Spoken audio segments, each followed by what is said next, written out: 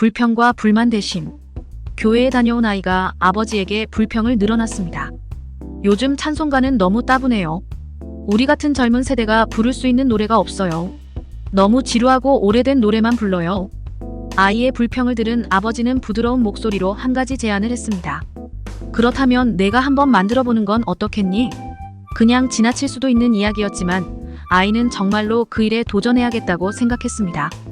즉시 방으로 들어가 가사를 쓰고 작곡을 공부한 아이는 훗날 젊은 세대들에게 많이 사랑받는 찬송가를 350여 개나 발표했습니다. 기쁘다 구주 오셨네, 주 달려 죽은 십자가, 만왕의 왕내 주께서 등을 쓴 아이작 와치의 이야기입니다. 신앙생활에 감동이 없고 불만이 싹트고 있다면 문제의 원인은 아무것도 하지 않는 우리에게 있는 것일 수도 있습니다.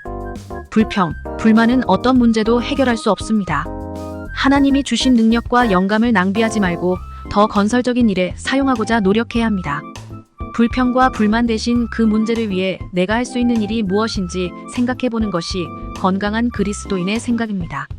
현실의 어려움 때문에 하나님께 불평하거나 원망하지 않고 오히려 더욱 굳건한 믿음으로 살아가는 그리스도인의 자세에 대해 생각해 보겠습니다. 오늘의 말씀 출애굽기 17장 6절 찬송가 303장 453장.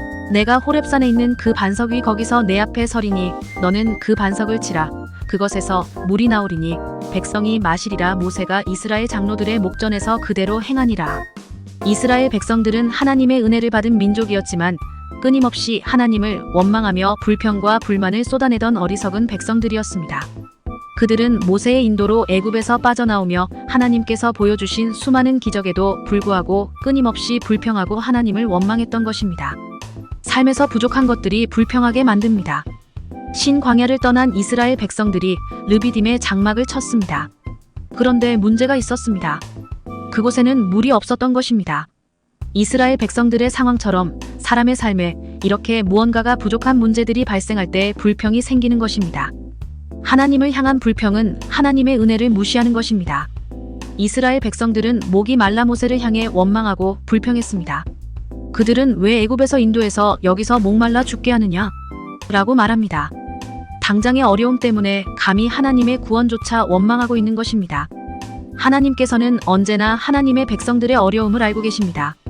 모세가 하나님의 말씀에 따라 반석을 치자 그곳에서 물이 나와 백성들이 갈증을 해결할 수 있게 되었습니다. 그들이 물을 마실 수 있었던 것은 원망 때문이 아니라 그들을 사랑하시는 하나님의 은혜였습니다.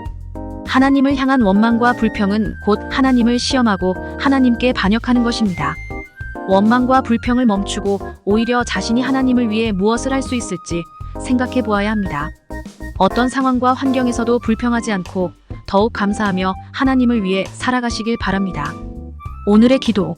주님, 어떤 상황에서도 하나님을 원망하거나 불평하지 않게 하옵소서. 오히려 하나님을 위해 힘차게 살아가는 믿음을 주옵소서. 예수님의 이름으로 기도합니다. 아멘.